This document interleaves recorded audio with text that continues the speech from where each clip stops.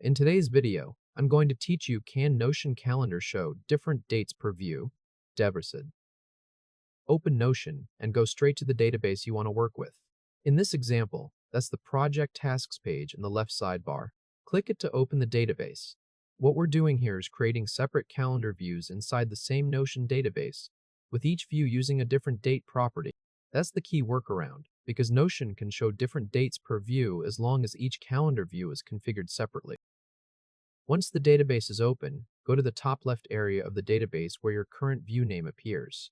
Next to that view name, click the plus icon to create a new view. From the menu that appears, choose Calendar. Notion will create a fresh calendar view for this database. Now click the name of that new view tab and rename it to Due Date Calendar. After that, move to the top right corner of the database and click the three-dot menu to open the view settings. Choose Layout. Inside the Layout settings, look for the option called Show Calendar By. Click it, then select Due Date. As soon as you do that, this calendar view will place each task on the calendar based on its due date property. Next, we'll create the second version of the calendar. Go back to the top left, click the plus icon next to the Due Date Calendar tab, and again choose Calendar. When the new view appears, rename it to Start Date Calendar. Then open the three-dot menu in the top right again, choose Layout, and find Show Calendar By. This time, select Start Date. Now you have two separate calendar views in the same database.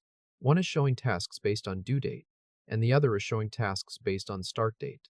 To confirm that it's working, click back and forth between the Due Date Calendar tab and the Start Date Calendar tab. You should see the same tasks shift to different positions on the calendar depending on which date property that view is using. That's the workaround. Notion doesn't let one calendar view display multiple date properties at once, but it does let you build separate views that each point to a different date field. If this helped, hit like and subscribe for more quick tutorials. If you also want to see this database inside the Notion Calendar app, you can add it there too. Start by going to the left sidebar and scrolling until you find Notion Calendar. Open it. In the Notion Calendar sidebar, hover over your workspace name and click the three-dot menu next to it. From that menu, choose Add Notion Database. A search box will appear. Search for your Project Tasks database and select it. Notion Calendar will then ask which date property you want to use as the primary date. Choose Start Date when prompted. That will make the database appear in Notion Calendar using the Start Date field.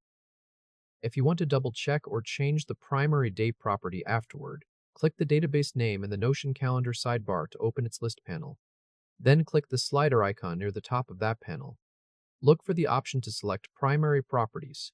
Open that, choose Start Date, and confirm the change. Once that's saved, you'll see your items placed in the calendar according to their start dates. One thing to keep in mind is that the Notion Calendar app focuses on one primary date property for the connected database, while inside Notion itself, you can create multiple database views with different calendar settings. So if your goal is to compare start dates and due dates separately, the best setup is usually to manage that inside Notion using multiple calendar views, then connect the database to Notion Calendar with the date property you care about most. You can also change the layout of either calendar view in Notion if you prefer a weekly view instead of the standard monthly layout. To do that, go back into Notion and open either your due date calendar or your start date calendar view. Click the three-dot menu in the top right of the database. Then choose Layout. Under Show Calendar As, select Week.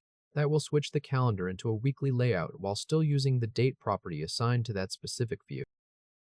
At this point, you've got a clean setup, one calendar view for due dates, one for start dates, and optionally a connected Notion Calendar app view using your chosen primary date. That's the practical way to show different dates per view in Notion in 2026.